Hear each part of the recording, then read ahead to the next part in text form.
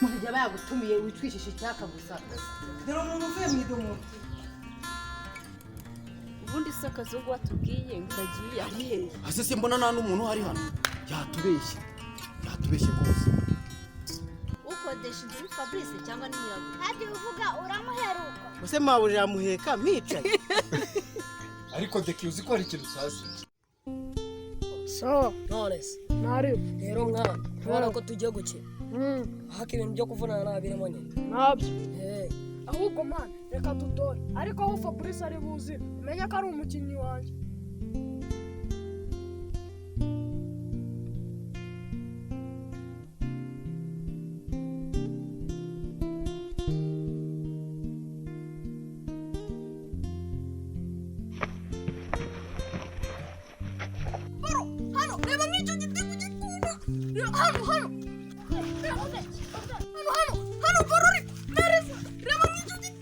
Muhagarike uwo mupira. Kado uri muri no quartier. No mubyeyi nawe. Quartier navukiyemo nkayikuriramo. None urambaza ngo ntuye muri iyi quartier. Yewe si ukuyituramo gusa ahubwo nyirambye. Bivuze ko ushobora kuba wandangira inzu yo gukodesha muri no quartier. Umutipe rero hano dukinana witwa Fabrice yatubwiye ko bafite inzu bakodesha.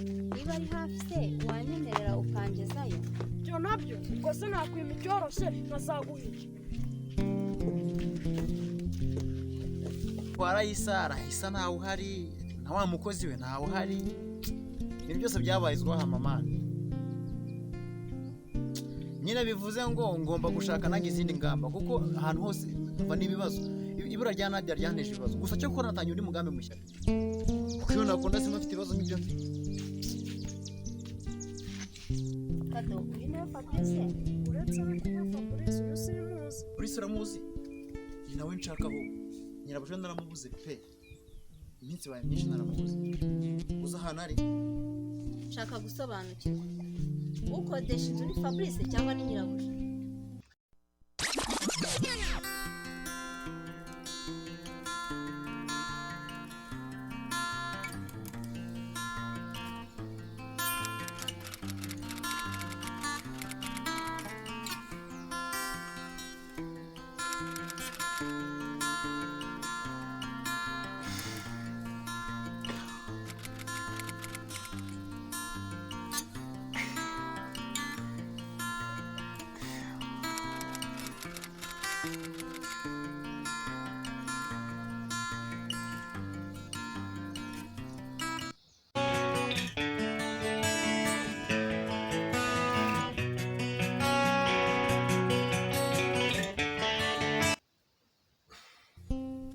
Halo? Nakumva wangu. Ewe sha api muri iyi minsi wasigaye nazi ukuntu nabaye mane.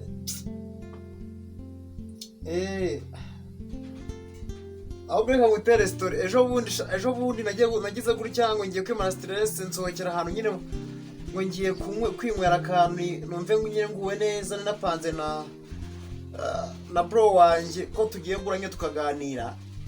Sha tujya ahantu nyine muri bare umva sinzi ukuntu nyine metu amamagaye ndamwitaba tumutwa kuntu bya Nadia haza abagore n'ubu sindamenya ngo abagore ni bande niba ari mama Nadia niba ari monde simbizi sha umva gwiki baraje barisaza umutipe wo muri bare nawe nyine ubwo arabumva baranamanzana waje kamfasha tukagikura mu manati nabihisha bisha mu idomoro umva navuyemo navunaguritse wa muntu ni hatari cyoko nagize impamvu ndabacitse ariko sindamenya ngo ni bande gusa nyine ngo bumvisha mvuga Nadia ariko urabizi ko nyine ni ikibazo gikomeye cyane bashobora no kumfata bakabanamfunga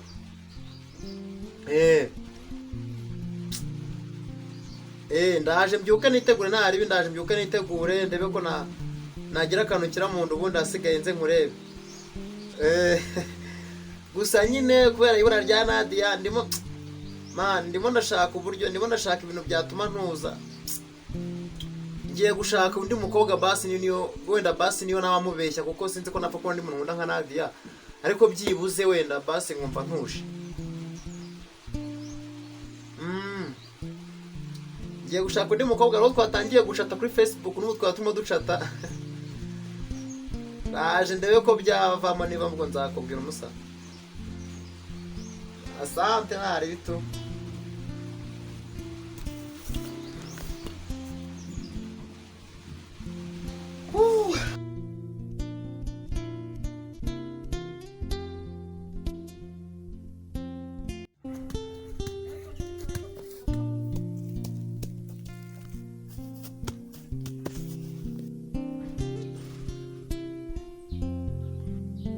Murarunguruka iki? Gabanya akavuyo, mama warahari cyane aho hari. Uza naho hari. Aseburi, kazungu naho hari, na Nadia naho hari, na mama Nadia naho hari. Nadia uvuga uramuheruka.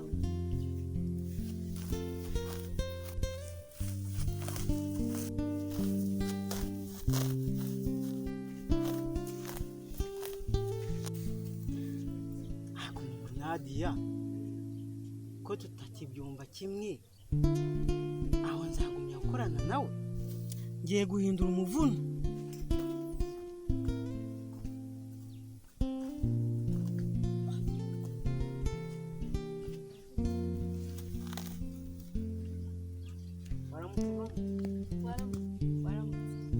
Kugiye se nagushaka. Uranshaka? Uranshakira iki? Ese namahoro? Ntabwo ari ukugusuzuma. Ndabona uri umuntu watanga akazi. Reka da. Ntaho wandangira akazi cyangwa ukanyihera.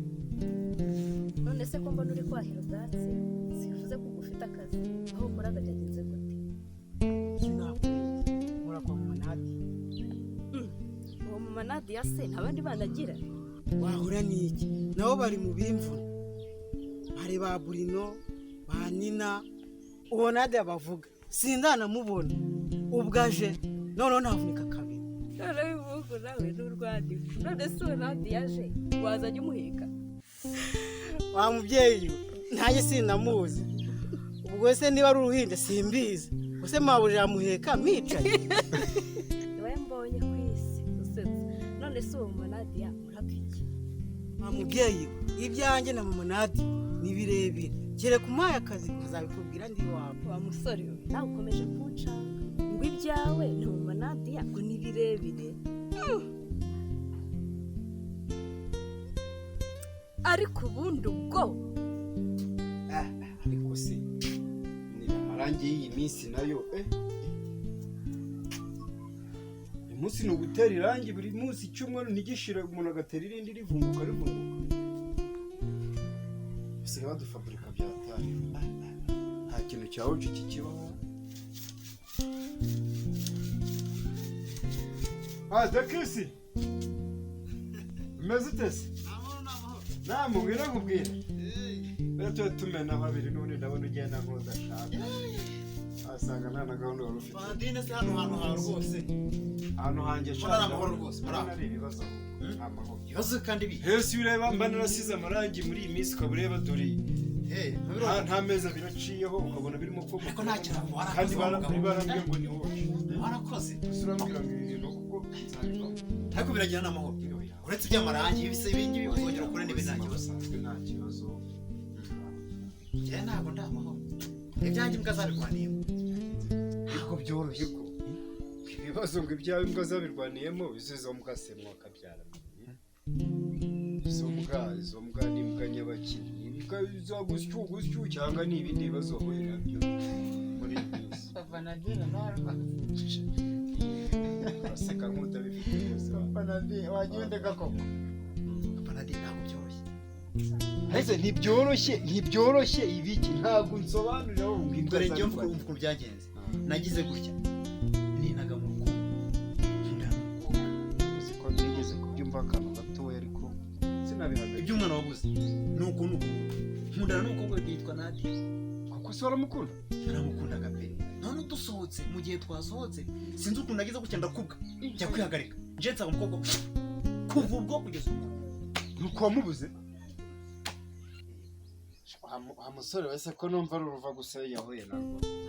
Iyo mbitekereje ndanumva nazi n'ahantu kuko ntabwo bishobora kuza. Wanasara. Ntabwo bizamba mu wanasara. Ariko rero njye mfite umutisha. Umuti se wazana umwana wawe. umva nawe ra hoya ukaguha umutuzo byibuze ukareka gusara ku gasozi ugenda abantu bose bakota ugituri warumye washize musenyi rwose rero nanjye mbyiyumva si ko wari umugabo ushaka wari umusore ufatika aravutse ku mfizi abandeba ibyo byose ntabwo natuza dore rero njye cyarakemwe ibibazo nahuye nabyo ndabizi naratuje rwose urabona icyo maze ntacyo mbaye rwose usibye utubazo dusanzwe two mu buzima papa nadi ushatse kumbwira yuko hari umuti ngewe wampa nkatuza nkibagirwa yuko Nadia yavuze rega ntabwo umuti uri kure ibintu byatumye ntuza dore ni kakantu ugashyiramo kakamanuka utavuga inzoga ko ngahubwo ntibumva se shawa nako rwose neza inzoga yatuma utuza agacupa inzoga urakanywa ugataha nta stress ukiryamira nyine nuko ukenjoy ubuzima ubisa ko mbigerageza nawe nujya guhangayika se uzabigenza ute wanasara ku musozi ntabwo wenda wasa ahubwo se ubwo inzoga ni ibibazo wowe uzafata umunsi umuze tujyane dutembere nzanakugura nta kibazo okay nta kibazo ntakugura rwose uze tugende nta kibazo nzaza tunywa agacupa tubiganireho ariko deki uzi ko hari ikintu utazi